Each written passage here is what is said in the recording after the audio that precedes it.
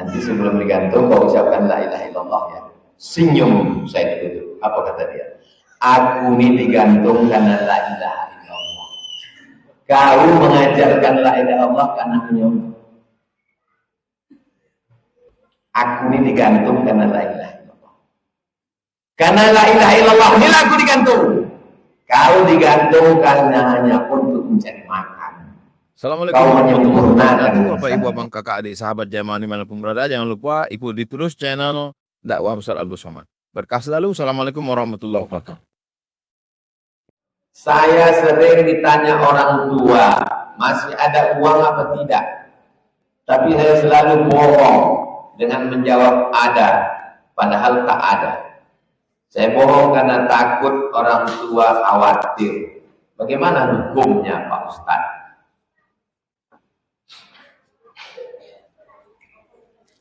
Dengar cerita ini baik-baik. Masih bisa fokus? Biasanya orang tak sarapan ini payah fokus. Datanglah tamu ke rumah Nabi. Datang tamu ke rumah Nabi. Ditanya Nabi istrinya, ada makanan kita? Tak ada ya Rasulullah. Nabi bertanya ke jamaah, ada yang siap menerima tamu nih? Datang satu orang. Tamu itu di rumah kami aja lah Rasulullah. Yalah, bawalah tamu nih. Dibawalah tamu ini ke rumah sahabat. Sampai di rumah, sahabat ini bertanya ke bininya, ada yang bisa kita masakkan untuk tamu kita ini? Kata tamunya, ada, cukup untuk makanan anak kita satu. Kok itu masalah? Masak. Dimasakkan, diletakkan dalam piring, sesudah diletakkan, disuguhkan, pas disuguhkan, matikan lampu. Mati lampu. Itu bedanya zaman dulu sama sekarang. Zaman dulu lampu itu mati dimatikan. Sekarang tak dimatikan pun mati sendiri. Namanya pemadaman bergilir. Mati lampu, sahabat tadi pura-pura membunyikan centong. Otak-otak. Mulutnya dibunyi-bunyikan. Padahal dia tak ada makanan. Besok pagi datang orang itu berdua menghadap Nabi. Senyum Nabi. Apa kata Nabi? Dhahikallahu min sani'ikuma. Allah tertawa menengok kalian tadi malam. Allah tertawa, dhahika itu mesti ditakwil. Jangan bayangkan Allah tertawa giginya keluar. Ini termasuk hadis mutasyabihat. Tak boleh menyamakan Allah dengan makhluk. Maka ulama hadis mentakwil makna dhahikallah, Allah menurunkan rahmatnya tadi malam karena perbuatan kalian berdua. Sekarang pertanyaannya, mematikan lampu sambil membunyi-bunyikan piring dengan membunyi-bunyikan mulut, itu bohong atau apa namanya? Bohong. Berarti kalian menuduh sahabat Nabi bohong. Itu namanya hilah. Apa namanya? Hilah. Kalau bohong itu negatif, pendusta, pembohong. Ini namanya hilah.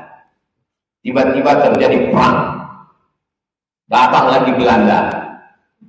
Karena ditengoknya Indonesia ini banyak batu bara, nikel, uranium, emas. Datang dia lagi. Apalagi dapat dia berita katanya senjata Indonesia hanya cukup berperang untuk 1 hari. Perang 1 hari habis. Rusia sama Ukraina tak habis-habis sampai sekarang. Datang lagi Belanda. Tiba-tiba masuk dia ke jalan Kamboja. Masuk ke rumah antum. 5 menit sebelum masuk ke rumah antum, saya sudah masuk duluan. Dan saya bersembunyi di bawah tempat tidur antum. Belanda datang bertanya, ada Abdul Somad di sini? Apa antum jawab? Kalau antum jawab ada, berarti antum pengkhianat. Kalau antum jawab tak ada, berarti antum pembohong. Maka antum mesti pandai berhilah. Antum mengatakan tidak ada Abdul Somad di sini. Maksud di sini itu di sini tak ada, di bawah ada. Itu namanya hilah namanya. Hilah itu sudah jadi bahasa Indonesia. Kilah. Lah berkilah aja deh. Itu dari bahasa Arab hilah. Naiklah raja. Raja ini mazhabnya Mu'tazilah. Mu'tazilah mengatakan Quran ini makhluk, sedangkan Ahlus Sunnah mengatakan Al-Quran adalah kalam Allah. Semua yang mengatakan Quran kalamullah tangkap, masuk penjara. Imam Ahmad bin Hanbal tanya, Ahmad bin Hanbal, ya, Quran itu kalamullah apa makhluk? Kalamullah, tangkap. Imam Ahmad bin Hanbal masuk penjara, di penjara dicambuk. Imam Syafi'i tanya, Syafi'i, Al-Quran itu kalamullah apa makhluk?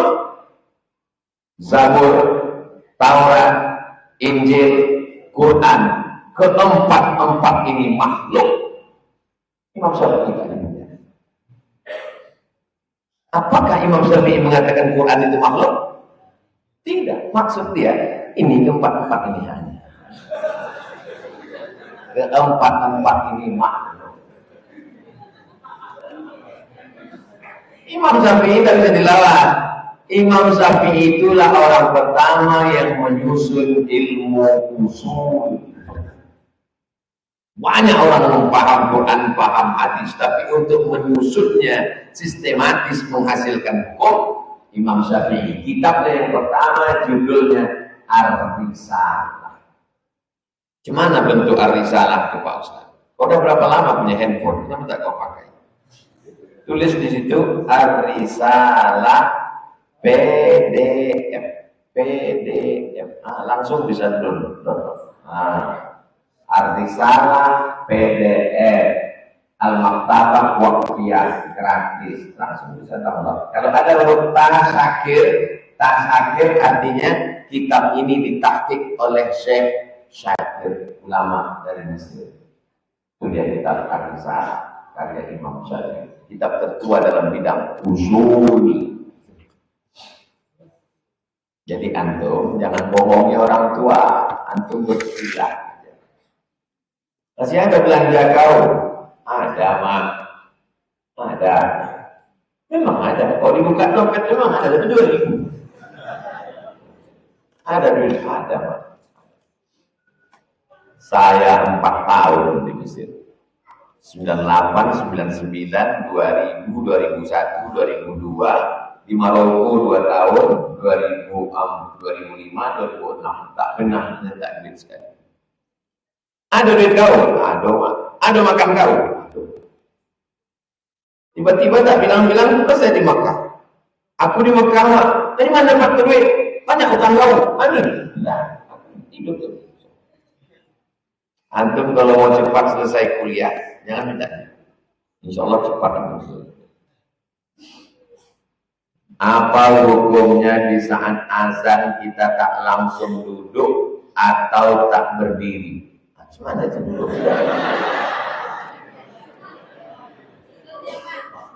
Apa hukumnya di saat azan kita tidak langsung duduk atau tetap berdiri menunggu azan selesai berkumandang? Masuk dia ke masjid, azan berkumandang. Allahu Akbar, Allahu Akbar. Kalau duduk tak boleh. Kenapa tak boleh duduk? Idza dakhala ahadukumul masjidah. Kalau kamu masuk ke masjid, fala yajlis. Jangan duduk. Hatta yusalli rak'atain. Salat sunat tahiyatul. Kenapa tak langsung tahiyatul masjid? Allahu Akbar. Kenapa tunggu azan selesai? Karena kata Nabi, siapa yang mendengar azan, menjawab bunyi muazzin, kecuali hayal shalah hayal falah menjawabnya dengan la haula wala quwwata illa billah, wajabat lahu syafaati yaumil qiyamah. Wajiblah dia dapat syafaatku pada hari kiamat. Sekarang saya tanya, kenapa orang buta duduk? Karena mau tahiyatul. Kenapa dia tak langsung tahiyatul masjid? Karena mau dapat syafaat. Jelas? Jelas insyaallah. Tidak ada yang mengatakan selama sholat itu tak jelas, paketnya tak ada. Saya orangnya cemas akan masa depan. Makanya saya nabung. Sementara kabarnya Allah sudah jamin rezeki. Apakah kecemasan saya itu salah, Pak Ustaz? Kalau sampai kita takut anak kita ini nanti makan apa? Coba tengok dalam Quran. La taqtulu auladakum khasyata imlaq. Jangan kau bunuh anakmu karena kau takut dia tak makan. Nahnu narzuquhum wa iyyahum. Kami yang memberi mereka rezeki. Jangankan kau, mereka yang belum bisa cari makan pun kami mengasihinya rezeki. Orang yang ragu tentang rezekinya berarti dia sudah menghinakan Allah Subhanahu. Wa fis samaa'i rizqukum wa ma tu'adun. Di langit, di Lauhil Mahfuz catatan tentang rezeki kamu sudah ditetapkan Allah Subhanahu wa taala. Makanya kata orang Melayu, rezeki harimau tak dimakan, rezeki musang tak dimakan harimau. Mana lebih kuat, musang atau harimau? Tengok harimaunya juga. Kalau harimaunya lesu, rezeki musang tak dimakan harimau. Sampai hari ini masih adakah musang? Masih ada. Kalau rezeki musang dimakan harimau, sudah lama musang itu punah. Namanya apa? Musang saurus. Buktinya sampai hari ini musang masih hidup. Itu menunjukkan semua sudah ada rezekinya masing-masing. Toko besar di Jalan Sudirman, tiba-tiba di depan toko jam yang mahal itu ada. Memang orang Islam ini bisnisnya selangkah lebih maju. Kenapa? Memang dia di kaki lima. Di depan toko besar itu dia membuka toko jual jam juga. Dan sampai hari ini dia tetap hidup dan bisa menyekolahkan anak dirinya. Kalian yang khawatir tentang rezeki, berarti kuliah sampai S1 selesai, tapi cemas, perlu kalian wawancarai tukang jamnya di Jalan Sudirman. Apakah mau menggali jam psikopat? Alah, 22 tahun.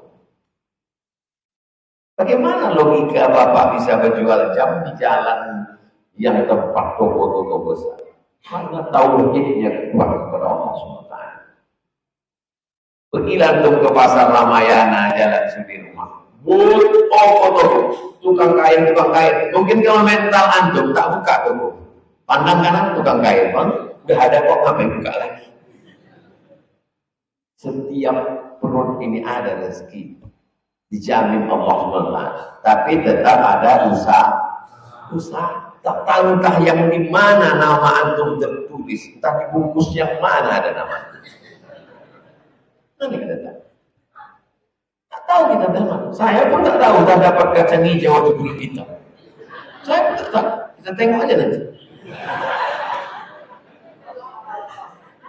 Jadi ceritanya saya dengan beberapa jamaah di bawah makan di dekat Masjid Agung Anwar.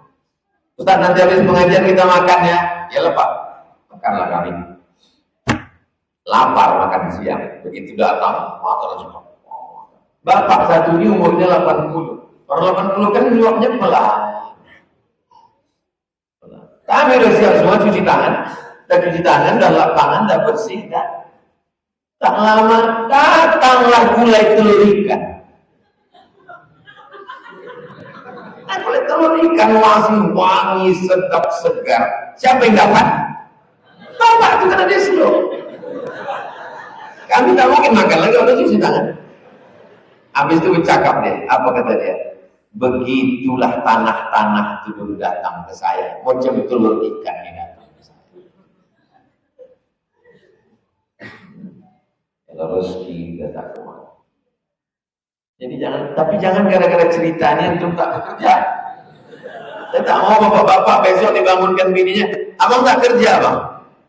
Tengok cerita telur ikan. Cerita saya itu bisa membuat orang menjadi optimis, tapi bisa juga membuat orang menjadi apatis. Ikan yang paling mahal adalah ikan satu onnya 1.000.000. Namanya ikan Napoleon. Tulislah ikan termahal. Ada yang terus ikan termahal.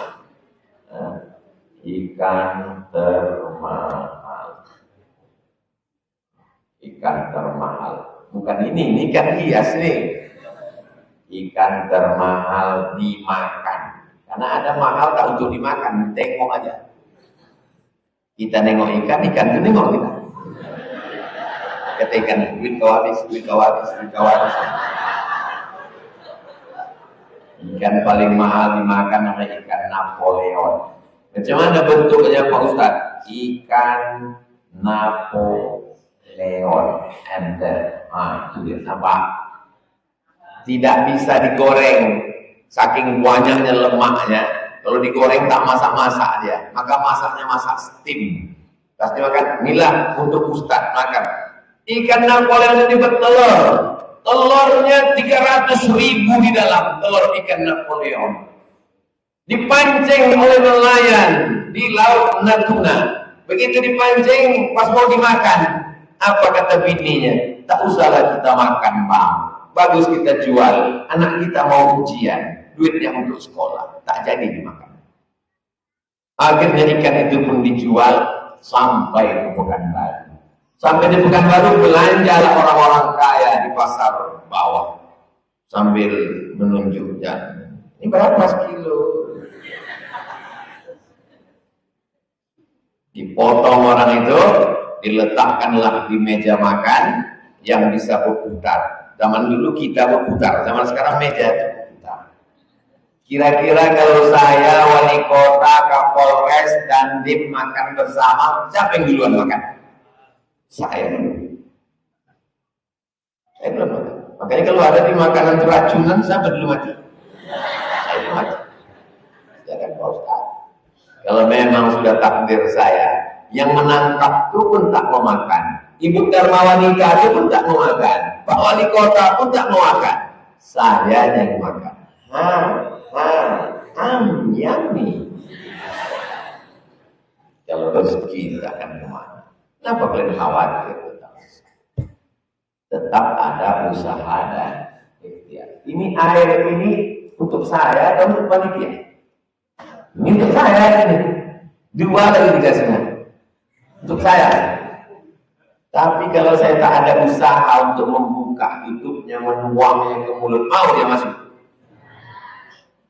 Jelas? Jangan potong penjelasan saya. Usaha, ikhtiar, al-kasbu, doa, tawakal. Setelah itu ada satu lagi. Husnul shon.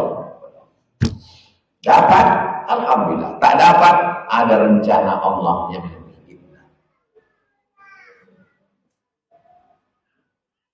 siapakah Said Qutb? Apakah kitabnya bisa kami pakai jadi referensi? Karena ada teman saya bicara bahwa pendapatnya sedikit menyimpang. Dia pegawai Dignas di zaman Presiden Gamal Abdul Nasir. Ditugaskan ke Amerika untuk belajar kurikulum pendidikan nasional. Sampai di Amerika, dia tengok orang Amerika pesta bola. Kenapa kalian pesta? Hari apa ini? Karena ada orang mati di Mesir ditembak. Orang yang mati itu Hasan al-Banna meninggal ditembak saat sedang ceramah. Dipelajarinya, akhirnya dia tertarik, dia pun masuk ke dalam Ikhwanul Muslimin. Ulang dia menjadi orang yang sangat militan. Lalu kemudian dia dianggap ancaman bagi negara, maka dia pun dimasukkan penjara oleh Gamal Abdul Nasir.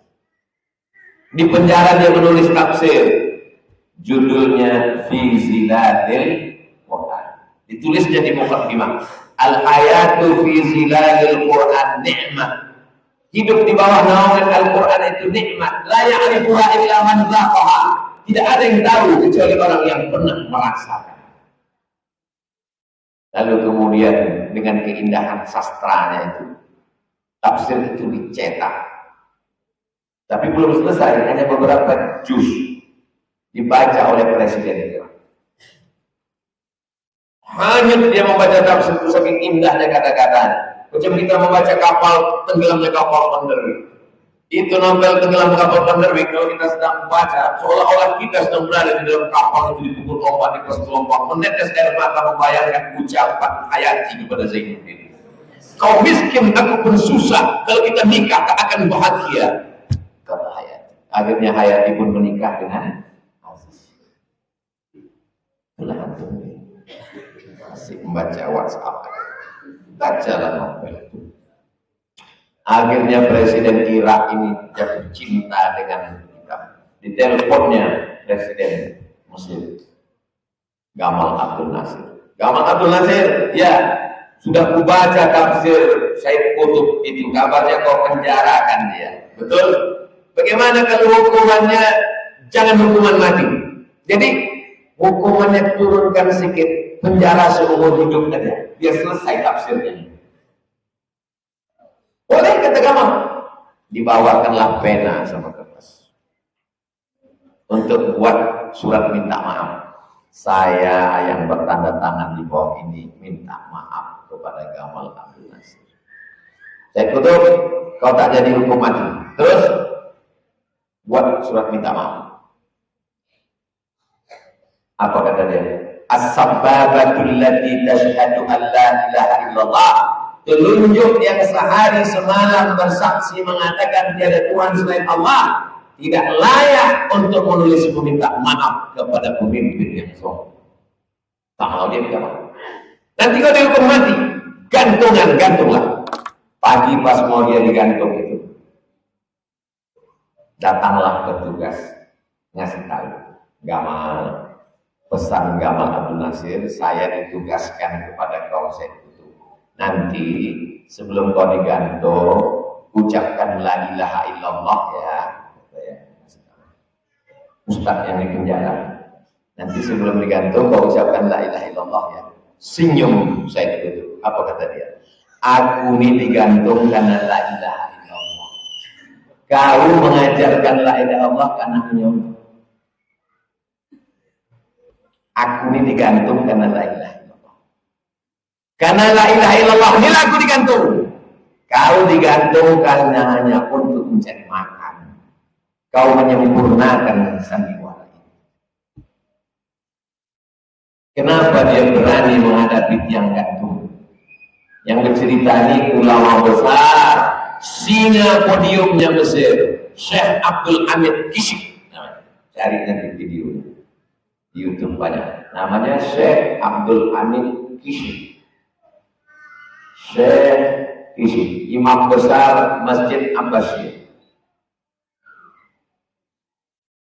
Syekh Kishk sezaman dengan Syekh Muhammad Mutawalli Syahrar. Pagi sebelum dia digantung, datang Nabi Muhammad SAW mengabarkan tak sabar ini berjumpa dengan Said Qutb, bahwa ada beberapa pemikiran tak bisa dihukum. Kata orang, ada beberapa yang mengkritik. Di antara yang mengkritik adalah Syekh Yusuf Al-Qaradawi. Bisa antum cari tulisan kritik Syekh Yusuf Al-Qaradawi tentang pemikiran saya. Jelas. Akhirnya dia pun meninggal dunia, digantung oleh rezim Gamal Abdul Nasir. Semua permainan catur selesai. Main catur. Ada queen, ada king, ada kuda, ada banteng, ada pion. Begitu permainan selesai, semua akan masuk dalam kotak yang sama. Mana Gamal Abdul Nasir? Mati. Mana Said Qutb? Mati. Mana Hasan Al-Banna? Mati. Semua akan menghadap Allah, tinggal mempertanggungjawabkan dunia panggung saja. Habis. Apakah amal soleh yang dilakukan anak menjadi amal jariah bagi orang tuanya? Ibu membawa anak ke masjid, padahal anak belum wajib sholat. Ibu mendapat pahala mendidik anak. Bapak membawa istri ke masjid pengajian, bapak mendapat pahala mendidik istri, istri mendapat pahala amal soleh. Dalam keadaan sakit, apakah boleh sholat tidak menghadap kiblat? Tetap menghadap kiblat. Pakai kursi menghadap kiblat. Kalau berbaring, kepalanya arah ke Medan, kakinya arah ke Palembang. Sana Palembang kan? Sana Medan. Simpang bingung kan sana? Medan. Kepalanya ke Medan, kakinya ke sana, badannya miring ke kanan, menghadap ke arah kiblat. Yang masuk rumah sakit, merengkan tempat tidurnya. Kepala ke sana, kaki ke sana, miring. Tak bisa miring karena tulang belakangnya bergeser, terlentang ke atas. Bagaimana rukuk sujudnya? Matanya berkedip. Allahu Akbar. Sami Allahu liman hamidah. Allahu Akbar. Namanya sholat isya. Sholat tak gugur kecuali mati. Kita sholatkan bersama-sama. Kematian merupakan salah satu ketetapan Allah. Apakah mati karena bunuh diri itu termasuk ketetapan Allah juga? Berapa banyak orang yang bunuh diri tak mati? Dia ambil tali, gantungkan ke atas, melompat, patah kayu. Berat dia 120, kayu dilapu. Diminum, buka tak botol, minum, tak mati. Rupanya sudah diganti lagi dia minyak lampu. Disangka botol racun tikus. Dicari rel kereta api, itu bunyi kereta api. Rupanya salah rel sebelah yang lewat. Kalau tak mati kata Allah. Diminum racun tikus. Datang tetangga, dituangkan ya susu kental manis. Ini air. Antum tuangkan susu kental manis, susu kental manis turun ke bawah, air nih keluar. Jadi kalau ada orang minum racun, tuangkan susu kental manis banyak-banyak, ada 3 kaleng, keluar racun, hidup gemuk pula lagi kena susu. Kalau tak mati kata Allah tak mati. Kalau tak mati kata Allah tak mati. Tapi kalau mati kata Allah, sedang ceramah pun mati, sedang mengaji pun mati, sedang khutbah pun mati. Dia mati bukan karena dia bunuh diri, mati karena sudah ada ajalnya. Jadi dosanya mana? Dosanya karena perbuatannya minum racun itu. Paham? Matinya bukan karena bunuh dirinya itu. Matinya karena Allah sudah menetapkan ajalnya. Lan tamuta nafsun, orang tak mati qabla an tastakmila rizqaha wa ajalaha. Sebelum rezeki ajal penuh orang tak akan mati. Lama hidup banyak dirasa banyak saya tengok orang mati. Kalau tidak kata Allah tak mati. Tak mati. Lalu di mana dosa dia? Dosa dia karena menghunjamkan pisau ke jantung, maka nanti dia di neraka jahanam khalidan mukhalladan fiha abada. Selamanya dia akan menghunjamkan api neraka. Kalau dia minum racun, maka dia akan menuangkan api neraka. Kalau dia terjun dari gedung tinggi, maka selamanya khalidan mukhalladan fiha abada. Jangan bunuh diri. La taqtulu anfusakum, jangan bunuh diri. Innallaha kana bikum rahima. Allah sayang. Sayang Allah lebih luas. Ada di antara antum yang mau bunuh diri, ada di antara antum yang mau bunuh diri. Pesan saya, datang dulu ke jalan Kamboja, jumpa dulu saya. Nanti setelah jumpa saya, terserahlah mau bunuh diri. Saya ajarkan gimana caranya biar cepat mati. Jika seorang anak perempuan mau nikah, dia menelpon orang tuanya di kampung, kemudian orang tuanya mengancam kalau nikah dengan orang tersebut, sedangkan niat anak itu baik, jangan-jangan nulis ini calon lakinya tuh. Terus si anak tadi pun menikah tanpa memberitahu orang tuanya lagi. Apakah hukumnya? Dan setelah 1 tahun lebih menikah dia punya anak, barulah dia memberitahu orang tuanya bahwa dia sudah nikah dengan laki-laki yang diancam orang tuanya. Kemudian orang tuanya pun menikahkan lagi anaknya di kantor tua. Mazhab Syafi'i, la nikaha illa biwaliyin, tidak sah nikah kecuali dengan wali, ayah atau abang, adik, abang ayah, adik ayah. Tak sah nikah kalau tak pakai wali. Mazhab Syafi'i, la nikaha illa biwaliyin, tidak sah nikah kecuali dengan wali, wa syahidai adlin. Kalau seorang wali ayah tak setuju, maka si anak punya hak untuk mengadu ke pengadilan agama. Pengadilan agama Kota Pekanbaru ada formulirnya. Nanti hakim akan mengalihkan ke wali, paling tinggi ayah. Ayah tak setuju, dialihkan ke atuk. Atuk sudah mati, dialihkan ke abang. Abang meninggal, dialihkan ke adik. Adik tak ada, dialihkan ke abang ayah. Abang ayah tak ada, dialihkan ke adik ayah. Semuanya ditelan tsunami. Fasultanu waliyun man la waliyalaha, maka walinya adalah waktu. Jadi kalian adik-adikku yang tak disetujui karena kenapa dia tak setuju? Aku tak setuju sama calon laki kau. Kenapa? Karena dia peminum khamar. Yang benar anaknya atau apa? Bapaknya. Aku tak setuju sama calon laki kau tuh. Kenapa? Dia pemain judi online. Kok bapak tahu? Dia lawan pemain.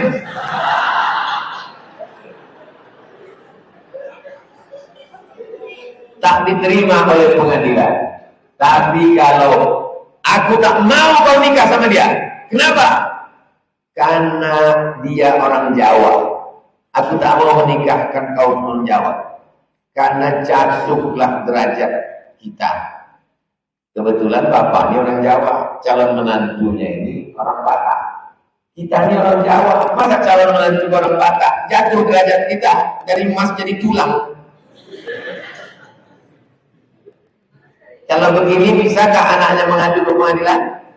Bisa, karena suku, karena pendidikan. Nanti hakim yang memutuskan. Jangan kalian nikah diam-diam, karena efeknya fatal. Jelas? Saya mu'alaf, tidak tahu keluarga apakah saya berdosa. Orang mau masuk Islam itu memang sebagian keluarganya tak setuju. Tidak ada syarat mesti izin keluarga. Makanya di situ, apakah saudara ini masuk Islam atas kesadaran sendiri? Ya. Tanpa ada paksaan dari pihak manapun? Ya. Usianya sudah 18 tahun dapat punya KTP? Ya. Bersedia membubuhkan tanda tangan di atas materai 6.000, sekarang sudah naik jadi 10, seiring dengan harga bensin? Ya. Asal itu cukup loh, tak ada izin ayah, izin emak. Kau tengok situasinya. Nanti udah sampai masanya, baru kasih tahu dia baik-baik. Maksudlah kau berubah, dulu kau mabuk sakau, sekarang kau baik. Dulu kau pelit, sekarang kau selalu ngasih kami kirim duit. Rupanya kau udah masuk Islam. Oh, memang baik Islam, memang baik. Tunjukkan akhlak kau yang baik, supaya senang orang tua. Bukan berarti kau sudah putus silaturahim. Beda agama tak memutuskan tadi silaturahim. Apa ausiluha? Boleh aku silaturahim dengan emakku yang tak Islam itu? Kata Nabi Islam. Apa autiha? Boleh aku beri dia hadiah? Kata Nabi beri hadiah.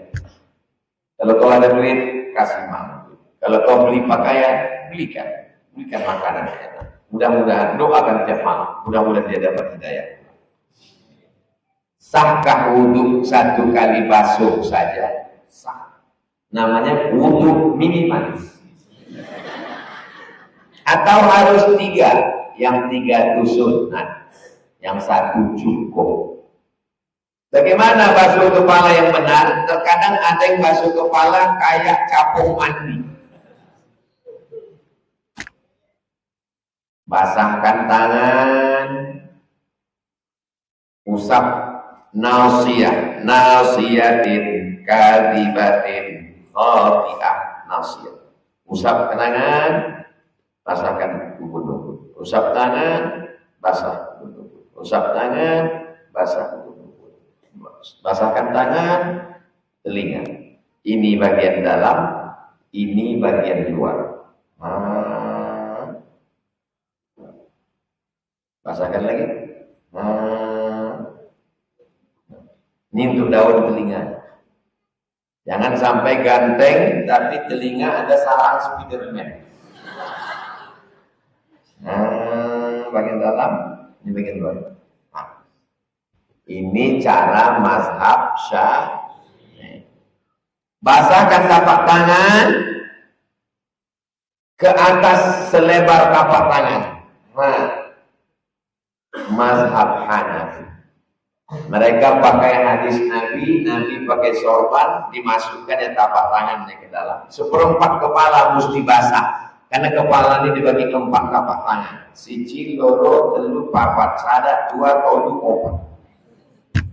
1, 2, 3, 4. Mazhab Hanafi. Mazhab Maliki, basahkan tapak tangan. Setelah basah, usap dari depan ke belakang, maju lagi ke depan, menyambut